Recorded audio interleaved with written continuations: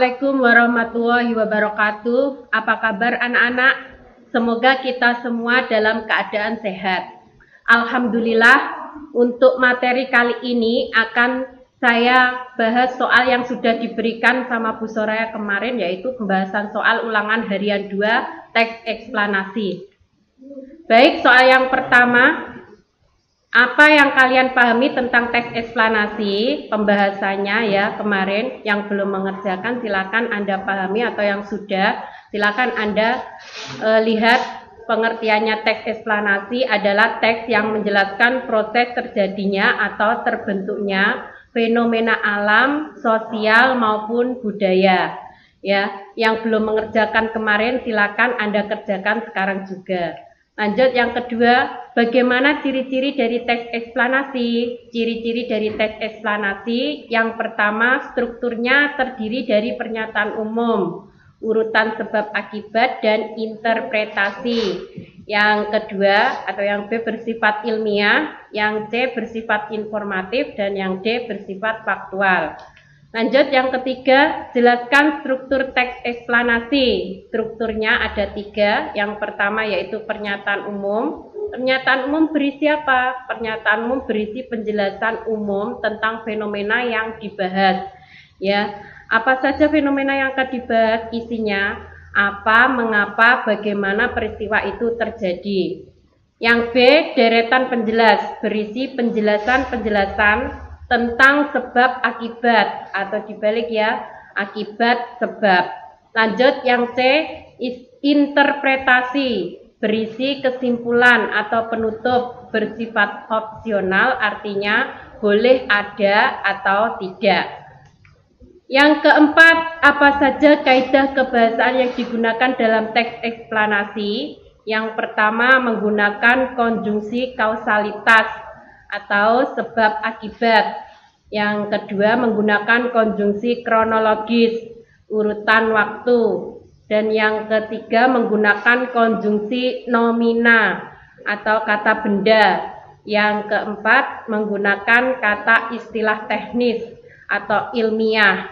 Yaitu pembahasan soal nomor 4. Kemudian yang terakhir, pasti kalian semua untuk soal nomor 5 ini mengalami kesulitan ya, karena belum saya jelaskan secara langsung, tetapi Anda cuma melihat video YouTube. Jadi dipahami saja yang soal nomor 5. Dalam file materi pada link Taruna Sinau ada banyak contoh teks eksplanasi. Perhatikan teks eksplanasi peristiwa alam, gerhana bulan. Kemudian cari 5 unsur kebahasaan yang terdapat dalam teks eksplanasi. Pembahasannya silakan dipahami ya. Yang pertama, unsur kebahasaan yang digunakan yaitu yang pertama bersifat umum. Artinya peristiwa yang dijelaskan tentang gerhana bulan ya. Jadi partisipan, bukan partisipan manusia ya. Kalau partisipan manusia itu biasanya judul yang digunakan dalam karangan atau fiksi ya. Maka yang dijabarkan adalah proses, sebab, dan akibat ya, itu bersifat umum, gerhana bulan. Lanjut, unsur kebahasan yang kedua berdasarkan fakta, artinya teks yang dijelaskan bukan fiksi ya, fiksi karangan imajinatif. Biasanya kalau karangan imajinatif itu contohnya cerpen ya, cerpen, terus novel dan lain sebagainya.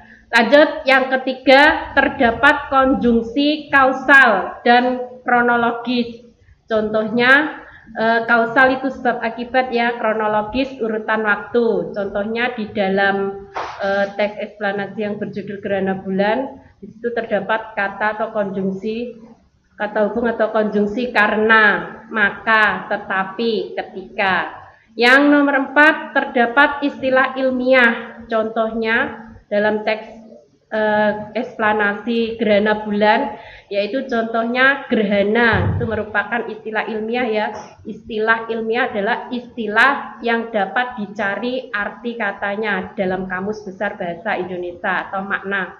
Terus orbit, ekliptika, node, itu semua bisa dicari pengertian atau maknanya. Jadi tergolong termasuk istilah ilmiah.